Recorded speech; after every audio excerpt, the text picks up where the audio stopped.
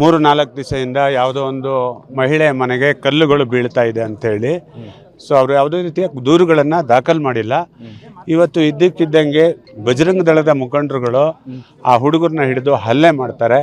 ಹಲ್ಲೆ ಮಾಡಿ ಅವರು ಪೊಲೀಸರ ಮುಂದೆ ಹಿಡ್ಕೊಂಡಿರ್ತಾರೆ. ಆವಾಗ ಪೊಲೀಸರು ಹೋಗಿ ಅವ್ರನ್ನ ಕರ್ಕೊಬರ್ತಾರೆ.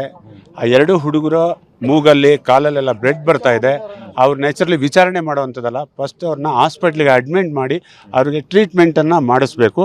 ಅದೇ ರೀತಿ ಚಿಕ್ಕಮಗಳೂರು ಜಿಲ್ಲೆ ಒಳಗಡೆ ಇತ್ತೀಚೆಗೆ ಈ ಹಿಂದೆ ನೋಡಿ ದನದ ಬಾಲಕ್ಕೇನೋ ಬೆಂಕಿ ಕೊಟ್ಟರು ಅಂತೇಳಿ ನೈತಿಕ ಪೊಲೀಸ್ಗಿರಿಯನ್ನು ಮಾಡಿದ್ದಾರೆ.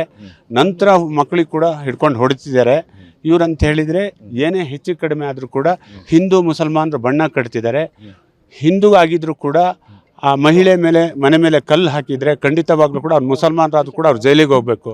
ಯಾವುದೇ ಜಾತಿಯ ಹೆಣ್ಮಕ್ಳಾಗಿರ್ಬೋದು, ಹೆಣ್ಮಕ್ಳಿಗೆ ತೊಂದರೆ ಕೊಟ್ಟಂಥವ್ರು ಜೈಲಿಗೆ ಹೋಗಬೇಕು. ಆದರೆ ಹೆಣ್ಣುಮಕ್ಕಳನ್ನು ದುರುಪಯೋಗ ಪಡಿಸ್ಕೊಂಡು ಕಂಪ್ಲೇಂಟನ್ನು ಕೊಡೋದಾದರೆ ಸೊ ಇದ್ರ ವಿರುದ್ಧ ಇದ್ದೀವಿ ನಾವು. ಹಾಗಾಗಿ ನೈತಿಕ ಪೊಲೀಸ್ಗಿರಿಯನ್ನು ಇಮಿಡಿಯೇಟ್ಲಿ ತಡಿಬೇಕು.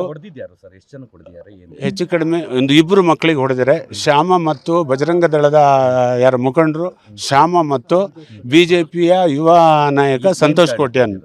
ಸೊ ಅವರಿಗೆ ಮುಸಲ್ಮಾನರಾದರೆ ಸಾಕು, ಕಾರಣಗಳು ಬೇಕಾಗಿಲ್ಲ. ಸಣ್ಣ ಸಣ್ಣ ಕಾರಣಗಳನ್ನು ಹುಡುಕಿ ಹೊಡಿತಿರುವಂಥದ್ದು ಇಡೀ ದೇಶದಲ್ಲಿ ನಡೀತಿದೆ. ಅದು ಚಿಕ್ಕಮಗಳೂರು ಇತ್ತೀಚೆಗೆ ಸ್ವಲ್ಪ ಜಾಸ್ತಿ ನಡೀತಾ ಇದೆ.